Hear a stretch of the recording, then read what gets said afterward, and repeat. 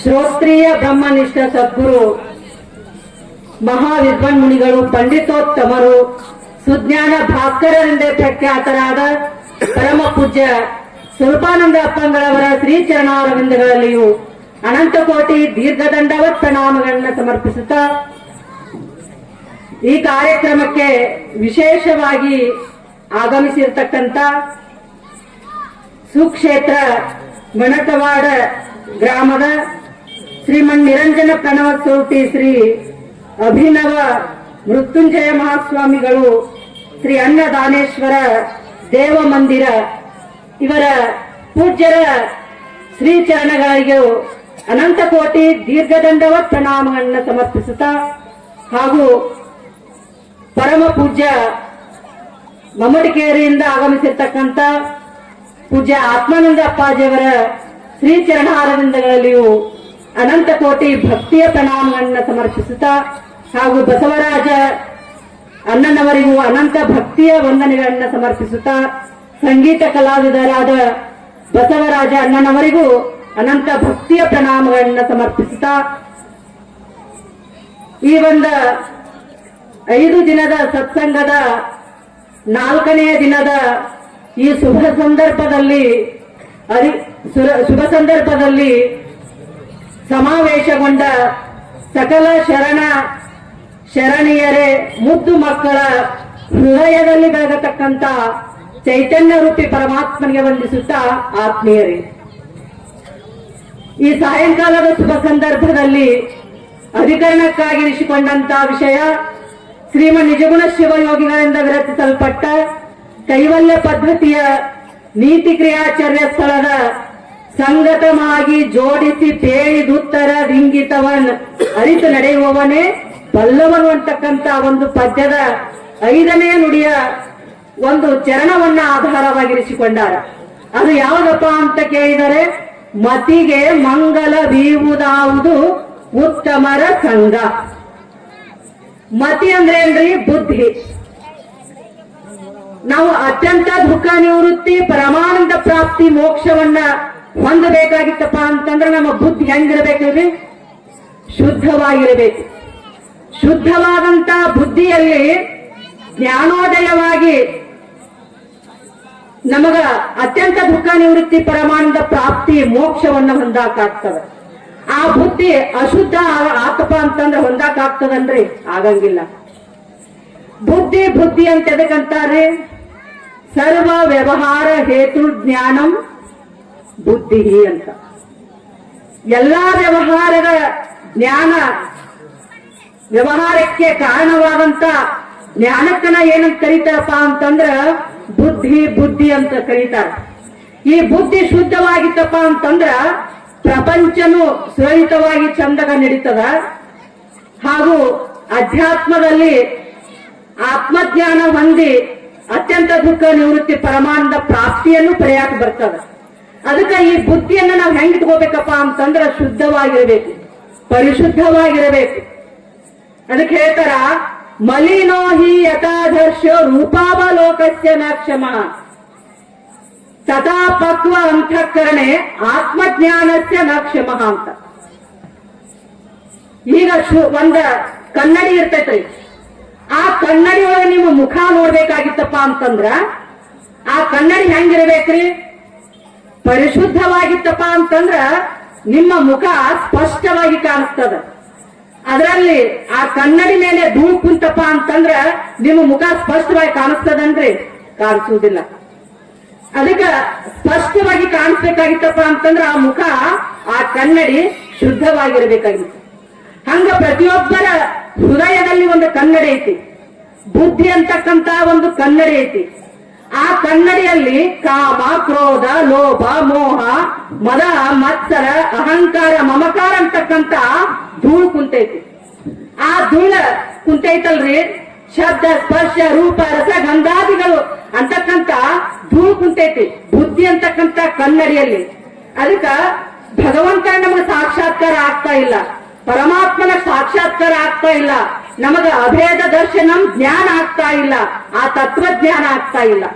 ಮತ್ತ ಆ ಭಗವಂತನ ಸಾಕ್ಷಾತ್ಕಾರ ಆತ್ಮಜ್ಞಾನ ಆಗ್ಬೇಕಾಗಿತ್ತಪ್ಪ ಅಂತಂದ್ರ ಈ ನಾನು ನನ್ನದು ಮೋಹ ಮಮಕಾರ ಈ ಶಬ್ದಾದಿ ವಿಷಯಗಳನ್ನ ನೀ ಬುದ್ಧಿ ಅಂತಕ್ಕಂಥ ಕನ್ನಡಿಯಲ್ಲಿ ಏನು ಧೂಳು ಕುಂತೈತಲ್ಲ ಅದನ್ನ ಸ್ವಚ್ಛವಾಗಿ ಅದನ್ನ ನಾವು ಏನ್ ಮಾಡ್ಬೇಕಪ್ಪ ಅಂತಂದ್ರೆ ಸ್ವಚ್ಛವಾಗಿ ಇಟ್ಕೋಬೇಕು.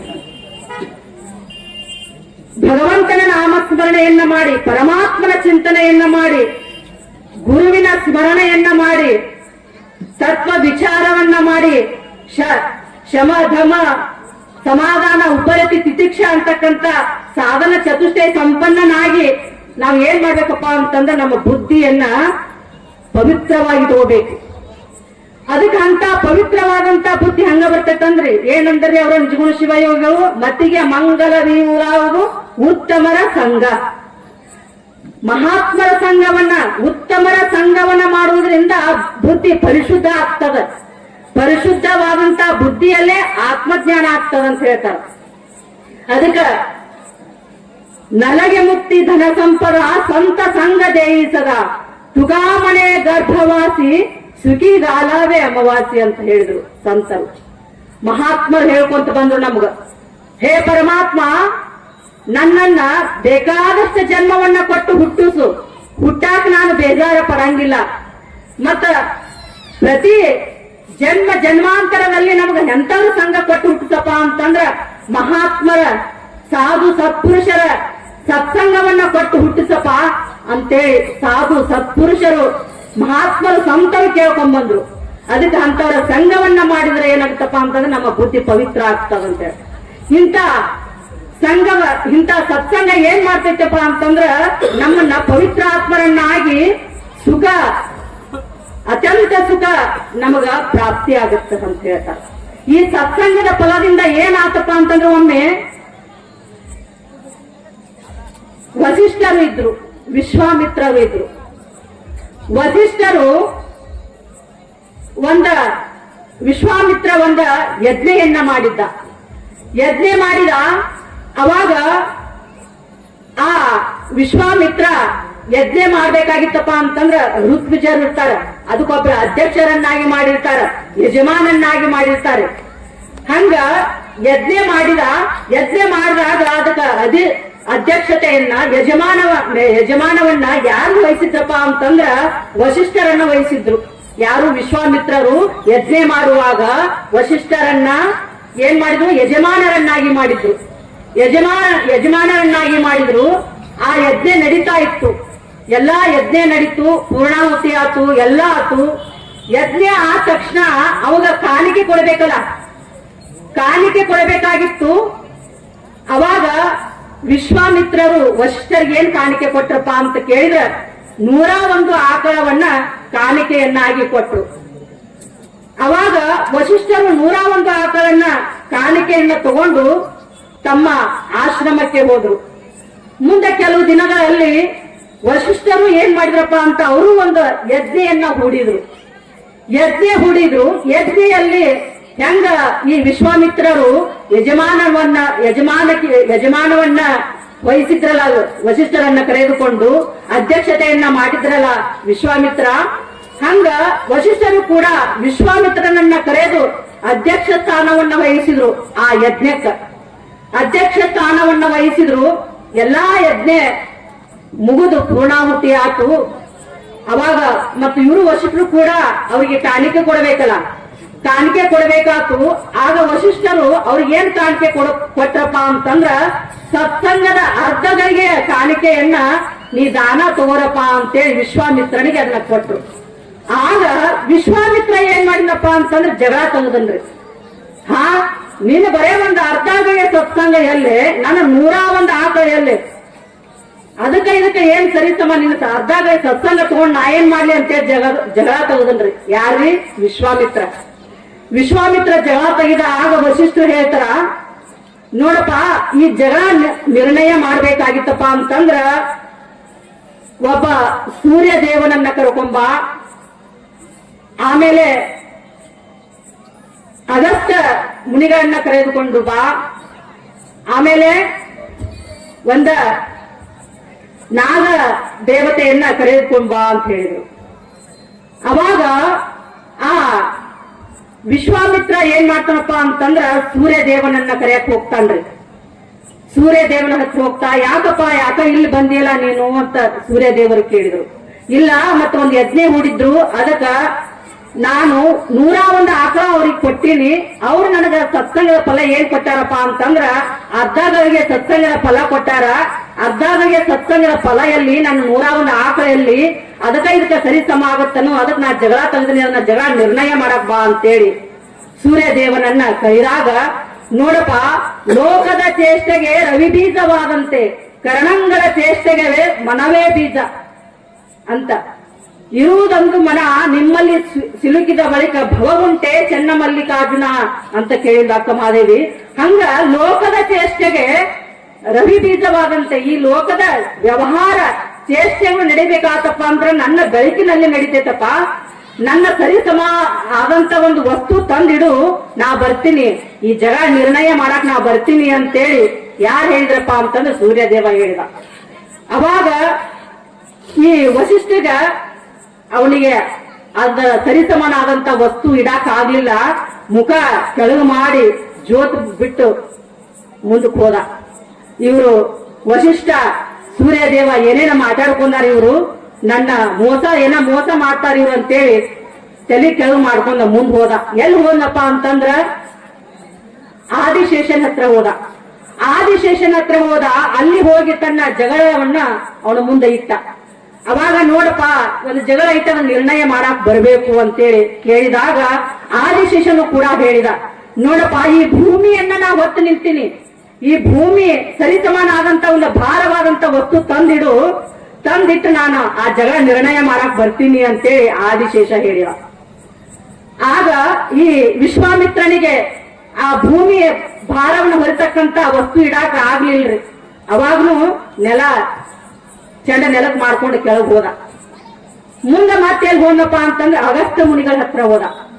ಅಗಸ್ತ್ಯ ಮುನಿಗಳ ಹತ್ರ ಹೋದ, ನೋಡಪ್ಪ, ಒಂದು ಜಗಳ ಐತಿ, ಅದನ್ನ ನಿರ್ಣಯ ಮಾಡಕ್ ಬರಬೇಕು ಅಂತೇಳಿ ಅಗಸ್ತ್ಯ ಮುನಿಗಳನ್ನ ಭಕ್ತಿಯಿಂದ ಕೇಳ್ಕೊಂಡ. ಅವಾಗ ಅಗಸ್ತ್ಯ ಮಹರ್ಷಿಗಳು ಹೇಳ್ತಾರ, ನೋಡಪ್ಪ, ನಾನು ವಿಂಧ್ಯಾದ್ರಿ ಪರ್ವತವನ್ನ ಒತ್ತಿ ಹಿಡಿದೀನಿ, ಅದನ್ನ ನಾನು ಅದ್ರ ಮ್ಯಾಗ ಒತ್ತಿ ಹಿಡಿಲಿಲ್ಲಪ್ಪ ಅಂತಂದ್ರ ಆಕಾಶ ಭೂಮಿಗೆ ಏಕಾಗ್ತದ, ಚರಾಚರ ಜೀವಿಗಳು ವ್ಯವಹಾರ ಮಾಡೋದು ಬಹಳ ಕಷ್ಟ ಆಗತ್ತ. ಅದನ್ನ ಈ ಭೂಮಿಯನ್ನ ಮ್ಯಾಲೆ ಏಳದಂಗ ಒಂದು ವಸ್ತು ತಂದಿಡು, ನಾ ಬರ್ತೀನಿ ಅಂತೇಳಿ ಅಗತ್ಯ ಋಷಿಗಳು ಹೇಳಿದ್ರು. ಅವಾಗ ಇವಾಗ ಏನು ಸಾಧ್ಯ ಆಗ್ಲಿಲ್ಲ, ನನಗ ಇದು ಆಗ್ಲಿಲ್ಲ, ನೀವು ದೇವತೆಗಳು ನೀವು ಏನೇನ ಮಾತಾಡ್ಕೊಂಡ್ರಿ ಅಂತೇಳಿ ಮತ್ತೆ ಹೋಗಿ ವಿಶ್ವಾಮಿತ್ರನ ಹತ್ರ ಇದು ವಸಿಷ್ಠರ ಹತ್ರ ಹೋಗಿ ಜಗಳ ತೆಗೆದಾರೆ. ಆ ವಸಿಷ್ಠರು ಏನ್ ಮಾಡಿದ್ರಪ್ಪ ಅಂತಂದ್ರ, ನೋಡಪ್ಪ, ನೀವು ಇಲ್ಲೇ ಇರು, ನಾ ದೇವತೆಗಳನ್ನ ಕರ್ಕೊಂಡ್ ಬರ್ತೀನಿ ಅಂತೇಳಿ ವಸಿಷ್ಠರು ಹೋದ್ರು. ವಸಿಷ್ಠರು ಹೋಗಿ ಹೆಂಗ ಈ ವಿಶ್ವಾಮಿತ್ರ ಬೇಡ್ಕೊಂಡಲ್ಲ, ಅದೇ ತರನಾಗಿ ವಸಿಷ್ಠರು ಹೋಗಿ ಸೂರ್ಯ ದೇವನಿಗೆ ಬೇಡ್ಕೊಂಡಾಗ, ನೋಡಪ್ಪ, ನನ್ನ ಜಗಳವನ್ನ ನಿರ್ಣಯ ಮಾಡಕ್ ಬರ್ಬೇಕು ಅಂತ ಕೇಳಿದಾಗ ಹೆಂಗ ವಿಶ್ವಾಮಿತ್ರನಿಗೆ ಉತ್ತರ ಕೊಟ್ಟರು, ಅದೇ ತರನಾಗಿ ಆ ಸೂರ್ಯ ದೇವ ಉತ್ತರ ಕೊಟ್ಟ. ಬೆಳತಕ್ಕಂತ ಒಂದು ವಸ್ತುವನ್ನ ಅದ್ರ ಬದ್ಲಿ ಏನ್ ಇಡ್ಬೇಕಪ್ಪ ಅಂತ ಕೇಳಿದ್ರ ಆ ವಸಿಷ್ಠರು ಹೇಳಿದ್ರು, ನಾ ಸತ್ಸಂಗವನ್ನ ಸತ್ಯವಾಗಿ ಮಾಡಿದ್ದೇ ಕರೆ ಇತ್ತಪ್ಪ ಅಂತಂದ್ರ ಈ ಲೋಕವನ್ನ ಬೆಳಗ್ಲಿ ಅಂತೇಳಿ ತನ್ನ ಕೊರಳಲ್ಲಿರ್ತಕ್ಕಂಥ ಕಂಠಮಾಲೆಯನ್ನ ಸೂರ್ಯ ದೇವನ ಸ್ಥಾನದಲ್ಲಿ ಇಡ್ತಾನ್ರಿ. ಅವಾಗ ಸೂರ್ಯ ದೇವನ ಸ್ಥಾನದಲ್ಲಿಟ್ಟು ಸೂರ್ಯ ದೇವನನ್ನ ಕರೆದುಕೊಂಡು ಬರ್ತಾರ ಯಾರು ವಸಿಷ್ಠ ಮಹರ್ಷಿಗಳು. ಇನ್ನ ಮುಂದೆ ಎಲ್ಲಿ ಹೋದಪ್ಪ ಅಂತಂದ್ರೆ ಆದಿಶೇಷನ ಹತ್ರ ಹೋದ. ಆದಿಶೇಷನ ಹತ್ರ ಹೋದ, ಅಲ್ಲಿ ನೋಡಪ್ಪ, ಈ ಭೂಮಿ ಭಾರವನ್ನು ಹೊತ್ತು ನಿಂತೀನಿ, ಈ ಭೂಮಿ ಭಾರವನ್ನು ಹೊತ್ತು ನಿಂದಿರ್ತಕ್ಕಂಥ ಒಂದು ವಸ್ತು ತಂದಿಡು, ನಾ ಬರ್ತೀನಿ ಅಂತೇಳಿ ಆ ಆದಿಶೇಷ ಹೇಳಿದಾಗ ತನ್ನ ಯೋಗ ದಂಡವನ್ನ ಇಟ್ಟ. ಆ ಸ್ಥಾನದಲ್ಲಿ ಯೋಗ ದಂಡವನ್ನ ಇಟ್ಟ. ಆ ಶೇಷನನ್ನ ಕರೆದುಕೊಂಡು ಬಂದ. ಭೂಮಿಯನ್ನ ಹೊತ್ತು ನಿಂತ್ರಿ, ಅದು ಯೋಗ ದಂಡ. ಇನ್ನ ಅಗಸ್ತ್ಯ ಮಹರ್ಷಿಗಳನ್ನ ಕರಿಬೇಕಾಗಿತ್ತಲ್ಲ, ಅದಕ್ಕ ಈ ವಿಂಧ್ಯಾದ್ರಿ ಪರ್ವತ ಮ್ಯಾಕ್ ಬೆಳೆದ ಹಾಗೆ ಒಂದು ತನ್ನ ಕಮಂಡಲವನ್ನ ಆ ಸ್ಥಾನದೊಳಗಿಟ್ಟು ಮತ್ತೇನ್ ಮಾಡಿನಪ್ಪ ಅಂತಂದ್ರ ಅಗಸ್ತ್ಯ ಮಹರ್ಷಿಗಳನ್ನ ಕರೆದುಕೊಂಡು ಬಂದ. ಅವಾಗ 3 ಮಂದಿ ದೇವತೆಗಳು ಬಂದ್ರು. ಬರೋಣ ಅವನ ಬಂದು, ನೋಡಪ್ಪ, ಸತ್ಸಂಗದ ಫಲ ಹೆಂಗೈತಪ್ಪ ಅಂತಂದ್ರ ಆ ಅರ್ಧ ಗಳಿಗೆ ಸತ್ಸಂಗದ ಫಲ ಈ ಜಗತ್ತನ್ನ ಬೆಳಗುವಂತಹದ್ದಾತು. ಅರ್ಧ ಗಳಿಗೆ ಸತ್ಸಂಗದ ಫಲ ವಿಂಧ್ಯಾಗ್ನಿ ಪರ್ವತ ಬೆಳೆದ ಹಾಗೆ ನಿಂತು, ಅರ್ಧ ಗಳಿಗೆ ಸತ್ಸಂಗದ ಫಲದಿಂದ ಯೋಗ ದಂಡ ಏನ್ ಮಾಡ್ತಪ್ಪ ಅಂತಂದ್ರ ಈ ಭೂಮಿಯನ್ನ ಹೊತ್ತಿ ನಿಂತಪ್ಪ. ಇಂಥ ದೊಡ್ಡ ಸತ್ಸಂಗದ ಫಲ ಐತಿ, ನಿನ್ನ 108 ಆಕಳ ಏನ್ ದಾನ ಮಾಡಿದ್ರೆ ಇದಕ್ಕೆ ಸರಿ ಸಮಾತನು ಅಂತೇಳಿ ಹೇಳಿದಂತ ಅವ ನಾಚಿಗೆ ಪಟ್ಟು ನಮಸ್ಕಾರ, ದೀರ್ಘದಂಡವತ್ತ ನಮಸ್ಕಾರವನ್ನ ಮಾಡಿ ಅದ ಅರ್ಧಗಳಿ ಸತ್ಸಂಗ ಫಲವನ್ನ ತಗೊಂಡು ಹೋದ ಅಂತ ಬರ್ತದ್ರಿ. ಅದಕ್ಕ ಸತ್ಸಂಗದಲ್ಲಿ ಎಂತ ಮಹತ್ವ ಐತಪ್ಪ ಅಂತಂದ್ರ ಅತ್ಯಂತ ದುಃಖ ನಿವೃತ್ತಿ, ಪರಮಾನಂದ ಪ್ರಾಪ್ತಿ, ಮೋಕ್ಷವನ್ನ ನಮಗ ಕೊಡುವಂತ ಶಕ್ತಿ ಅದರಲ್ಲೈತಿ. ಅದಕ್ಕಂತ ಸತ್ಸಂಗವನ್ನ ಮಾಡಿ ಅತ್ಯಂತ ದುಃಖ ನಿವೃತ್ತಿ, ಪರಮಾನಂದ ಪ್ರಾಪ್ತಿಯನ್ನು ಹೊಂದೋಣ ಅಂತ ಹೇಳ್ತಾ ನನ್ನ 2 ವಾಕ್ಯ ನಡೆದ ಅವರಿಗೆ ಸಮರ್ಪಿಸುತ್ತೇನೆ.